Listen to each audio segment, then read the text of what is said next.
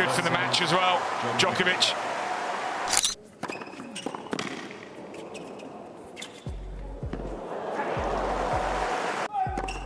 Imagine the roar of a packed stadium falling silent, the tension so thick you can almost feel it in your chest.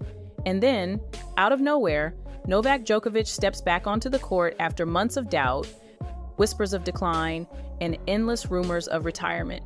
And suddenly, the entire tennis world realizes they're witnessing something far bigger than a simple comeback.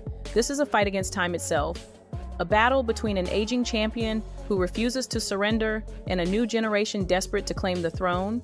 And the question everyone is asking is simple. Can Djokovic still dominate a sport that has already moved on without him? Or will this return finally expose the limits of a legend? For years, Novak Djokovic wasn't just another tennis player, he was the player who defined dominance. 24 Grand Slam titles, the longest reign at world number one, and a reputation as the man who could outlast anyone, physically and mentally. But even the strongest warriors face their breaking point. In the past year, Djokovic's aura of invincibility began to show cracks. A nagging wrist injury forced him to miss critical tournaments, his body seemed slower to recover, and for the first time in over a decade, questions about his future overshadowed his results. Meanwhile, the tennis landscape didn't wait for him.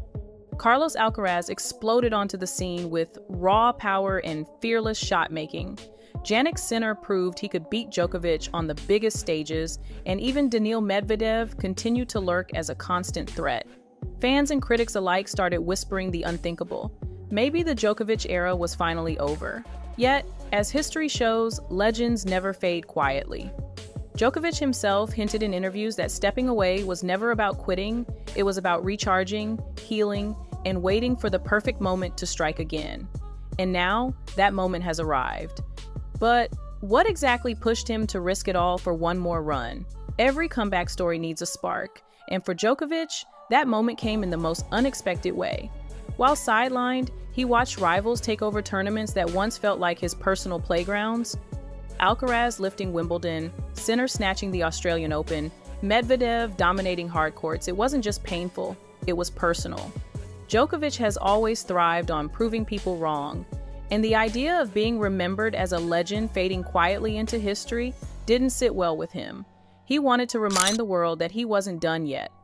Behind closed doors, reports surfaced of brutal practice sessions in Belgrade, where Djokovic trained with a fire that even his own team hadn't seen in years.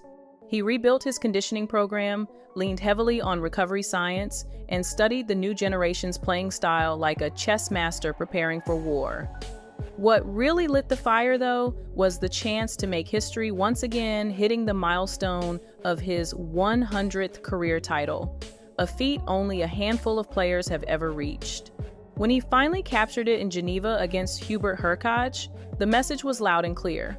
Djokovic wasn't returning just to participate. He was returning to dominate. But the road ahead would test him in ways he had never faced before. As thrilling as Djokovic's return has been, the truth is that the mountain standing in front of him is unlike anything he's faced before. At 38, every match isn't just a test of skill, it's a battle with biology.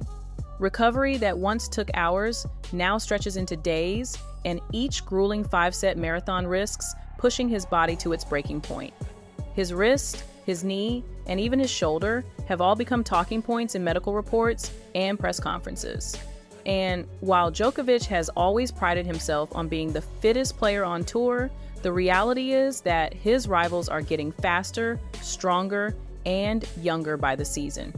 Alcaraz brings explosive energy that can overwhelm even the most seasoned opponent. Sinner plays with a precision and patience that mirrors Djokovic's own prime years, and new names are rising with nothing to lose and everything to prove. Beyond the court, the tennis calendar is relentless, constant travel, different surfaces, and little time to recover. In the past, Djokovic could take on that grind like a machine. Now, every week feels like a gamble. Play too much, risk injury, play too little, lose momentum. This balancing act is the ultimate test of whether a legend can bend time itself or whether time will finally bend him.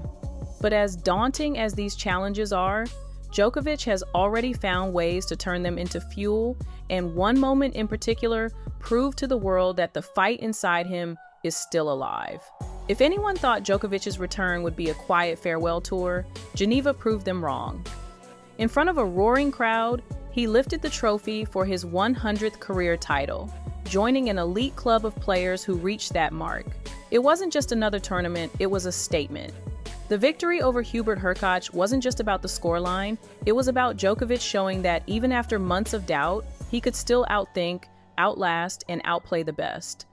Fans erupted across social media, calling it a reminder of greatness, while former pros admitted they had underestimated his fire. And it didn't stop there. In his return, matches on the bigger stages, Djokovic produced flashes of vintage brilliance. Those impossible sliding saves on hard courts, the ice-cold returns under pressure, and the mental lock he puts on opponents in tie breaks. Every highlight clip sent a message he still had chapters left to write. Of course, there were setbacks too. Early round exits, visible struggles with fitness, and moments where the next generation pushed him to the edge. But that's what made the highs so powerful. Every victory, every trophy, every defiant fist pump reminded fans that this wasn't just a comeback. This was a fight for legacy. And if anyone doubted how much it meant to him, all they had to do was look at his face after Geneva, a mixture of relief, pride, and the hunger of a man who still isn't ready to let go. But Djokovic's return isn't just about what he's done so far. It's about the question hanging in the air. How much further can he go? Djokovic's return has silenced a lot of doubters, but it's also sparked a new wave of speculation. Some insiders claim he's carefully choosing his battles, eyeing only the biggest tournaments where history is on the line, especially Wimbledon and the US Open. Others whisper that his camp is already talking about a transition into coaching or mentoring younger Serbian players, suggesting his comeback may double as a farewell tour. Then there are the retirement rumors that never really disappear, fueled every time he mentions listening to his body in interviews. But at the same time, fans can't ignore the fire in his eyes, the competitive edge that refuses to fade. Could he really walk away when the record books still hold a few milestones within reach?